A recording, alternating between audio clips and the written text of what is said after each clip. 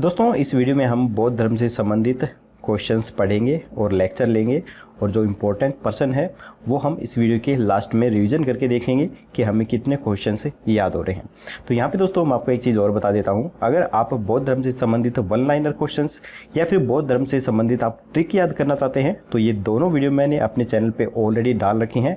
इनका लिंक आपको आई बटन पर और वीडियो के डिस्क्रिप्शन में मिल जाएगा, तो आप उन्हें रिवीजन करना चाहते हैं तो उन्हें भी आप रिवीजन कर सकते हैं। तो चलिए आज की वीडियो में हम बौद्ध धर्म के बारे में पढ़ लेते हैं।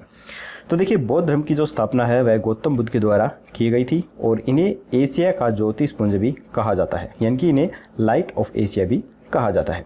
तो चलिए इनके जीवन से संबंधित कुछ और बातें भी हम देख लेते हैं।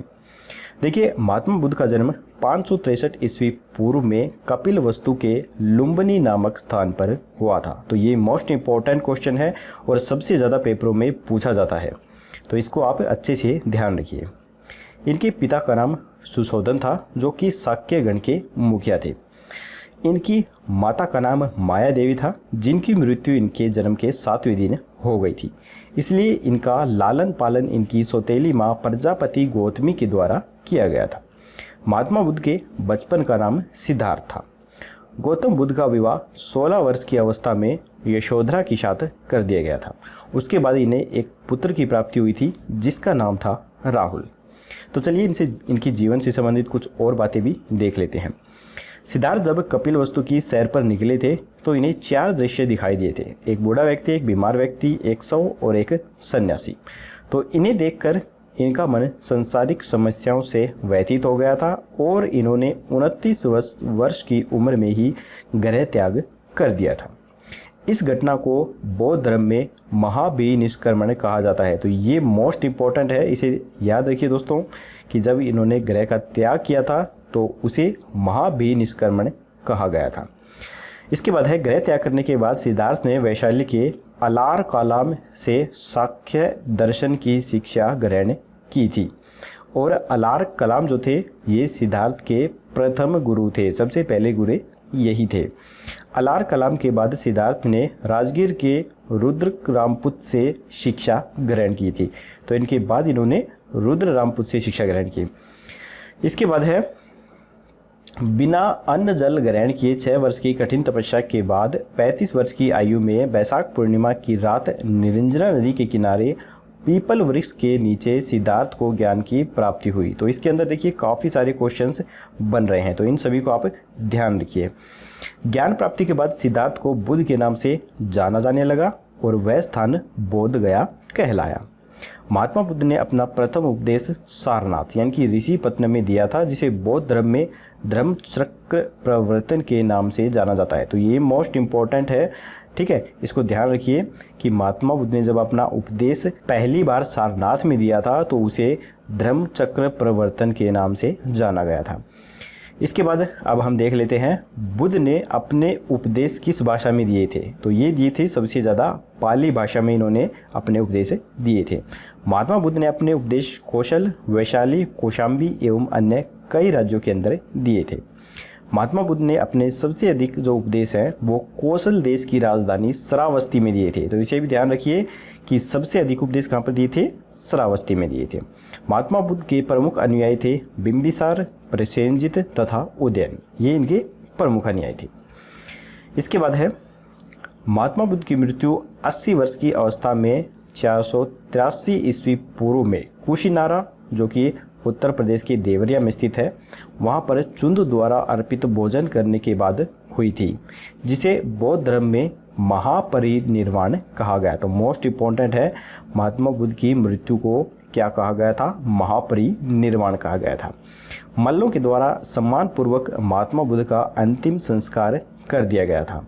महात्मा बुद्ध के जन्म एवं मृत्यु की तिथि को चीनी परंपरा के कैंटोन अभिलेख के आधार पर निश्चित किया गया है।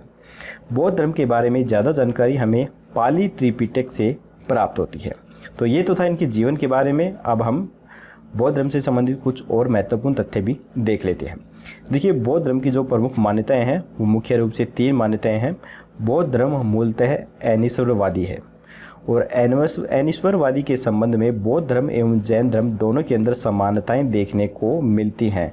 तो यही एक शब्द है, एक लाइन है जो कि बौद्ध और जैन धर्म में देखने को मिलती हैं। इसके अलावा जो ये दो मान्यताएं हैं, इनमें जो समानताएं हैं बौद्ध और जैन में, वो देखने को नहीं मिलती हैं। तो इस चीज़ का आप ध्यान रखिए। बौद्ध धर्म में आत्मा की परिकल्पना भी नहीं है। बौद्ध धर्म में पुनर्जन्म की मान्यता भी नहीं है। इसके बाद है विश्व दुखों से भरा है। यह सिद्धांत महात्मा बुद्ध ने उपनिषद से लिया था। चौथी बौद्ध संगति के बाद बौद्ध धर्म को दो भागों में विभाजित कर दिया गया था, हीनयान एवं महायान। बौद्धों का सबसे पवित्र त्यौहार बैसाख पूर्णिमा का त्यौहार है, जिसे बुद्ध पूर्णिमा के नाम से भी जाना जाता है। इसका महत्व इसलिए है कि बुद्ध पूर्णिमा के दिन महात्मा बुद्ध का जन्म भी हुआ था, इसी दिन उन्हें ज्ञान की प्राप्ति हुई थी और इसी दिन इनकी मृत्यु भी हुई थी, यानी कि महापरिनिर्वाण भी प्राप्ति हुई थी। सबसे अधिक बुद्ध मूर्तियों का निर्माण गांधार शैली के अंतर्गत किया गया था, लेकिन बुद्ध की पहली जो मूर्ति है वह मथुरा कला के अंतर्गत बनी थी। तो इस चीज़ का आपको ध्यान रखना है। तो चलिए अब आगे देख लेते हैं। आगे है सबसे इम्पोर्टेंट जो कि मोस्टली पेपरों के अंदर पूछी जाती हैं, वो है बौद्ध संगतियाँ। तो बौद्ध धर्म के अंदर 4 बौद्ध संगतियाँ हुई थी, वे चारों की चारों मैं आपको बता देता हूँ। तो पहली जो बौद्ध संगति है ये 383 ईस्वी पूर्व राजगृह के अंदर हुई थी, जिसकी अध्यक्षता महाकश्यप के द्वारा की गई थी और उस समय जो शासनकाल था वो आज़ाद शत्रु का शासनकाल था। दूसरी बौद्ध संगति 383 ईस्वी पूर्व में वैशाली में की गई थी और इसकी अध्यक्षता सब्बाकामी के द्वारा की गई थी और उस समय काला अशोक का शासनकाल था। और तीसरी बौद्ध संगति 255 ईस्वी पूर्व पाटलिपुत्र में की गई थी और इसकी अध्यक्षता मोगली पुत्र तिस के द्वारा की गई थी और उस समय जो शासनकाल था वह अशोक का शासनकाल था।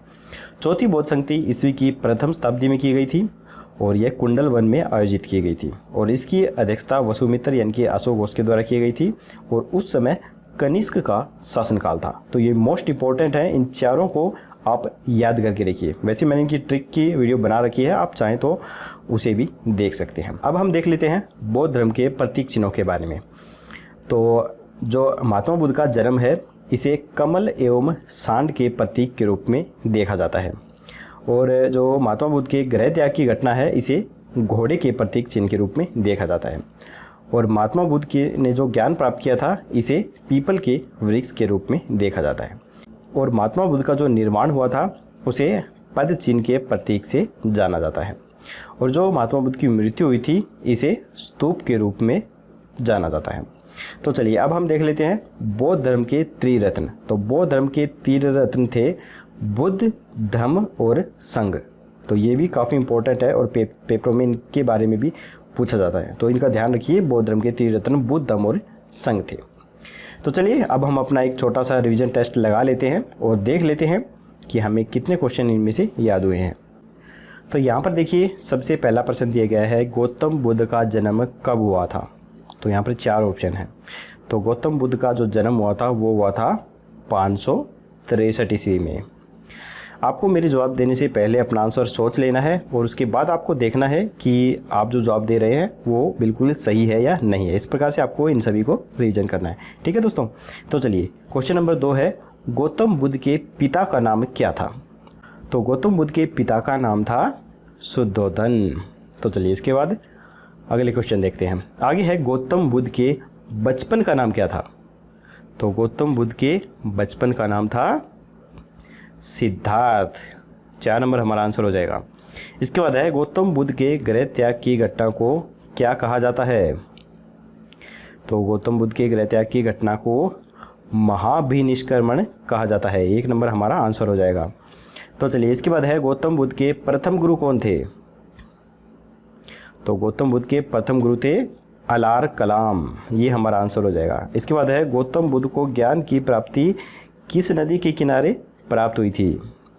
तो गौतम बुद्ध को ज्ञान की प्राप्ति हुई थी निरंजना नदी के किनारे, यानी कि फाल्गु नदी के किनारे। इसके बाद अगला प्रश्न है गौतम बुद्ध को ज्ञान की प्राप्ति किस वृक्ष के नीचे हुई थी। तो गौतम बुद्ध को ज्ञान की प्राप्ति पीपल के वृक्ष के नीचे हुई थी। इसके बाद है गौतम बुद्ध ने अपना प्रथम उपदेश कहाँ पर दिया था। तो गौतम बुद्ध ने अपना प्रथम उपदेश सारनाथ में दिया था, ऋषिपत्तनम में। इसके बाद अगला प्रश्न है, गौतम बुद्ध ने अपने ज़्यादातर उपदेश किस भाषा में दिए थे? तो गौतम बुद्ध ने दिए थे पाली भाषा के अंदर। 2 नंबर हमारा आंसर हो जाएगा। इसके बाद है, गौतम बुद्ध ने अपने सबसे अधिक उपदेश कहाँ पर दिए थे? तो सबसे अधिक उपदेश जो दिए थे वो दिए थे श्रावस्ती में। 4 नंबर हमारा आंसर हो जाएगा। तो चलिए इसके बाद देख लेते हैं। इसके बाद है, गौतम बुद्ध की मृत्यु कब हुई थी? तो मोस्ट इंपॉर्टेंट है, बहुत बार पेपरों के अंदर पूछा जाता है। तो गौतम बुद्ध की मृत्यु जो हुई थी वो 483 ईस्वी में, 3 नंबर यहाँ पर हुई थी। और जो पहली बौद्ध संगति है वह भी 483 ईस्वी पूर्व में ही हुई थी। इसके बाद है, बौद्ध ग्रंथों में महात्मा बुद्ध की मृत्यु को क्या कहा गया है? तो इसका आंसर हो जाएगा महापरिनिर्वाण। 1 नंबर हो जाएगा। इसके बाद अगला जो क्वेश्चन है वो है, बौद्धों का सबसे पवित्र त्यौहार कौन सा माना जाता है? तो बौद्धों का सबसे पवित्र त्यौहार माना जाता है वैशाख पूर्णिमा, यानी कि बुद्ध पूर्णिमा। इसके बाद है, तृतीय बौद्ध संगति कब और कहाँ पर आयोजित हुई? तो तृतीय बौद्ध जो संगति है यह आयोजित हुई थी 255 ईस्वी पूर्व में। तो आज की वीडियो हमारी यहीं पर ख़त्म होती है। और दोस्तों, मुझे आशा है कि आपको इस वीडियो से काफ़ी कुछ सीखने को मिला होगा और आपने काफ़ी सारे क्वेश्चनों का आंसर बिल्कुल सही दिया होगा। तो एक नई वीडियो के साथ जल्दी ही हम आपसे मिलेंगे। और अगर आप हमारे चैनल पे नए हैं तो सब्सक्राइब कर लीजिए और वीडियो पसंद आए तो लाइक ज़रूर कीजिएगा। चलिए मिलेंगे ऐसी ही एक और वीडियो के साथ। तब तक के लिए जय हिंद, जय भारत।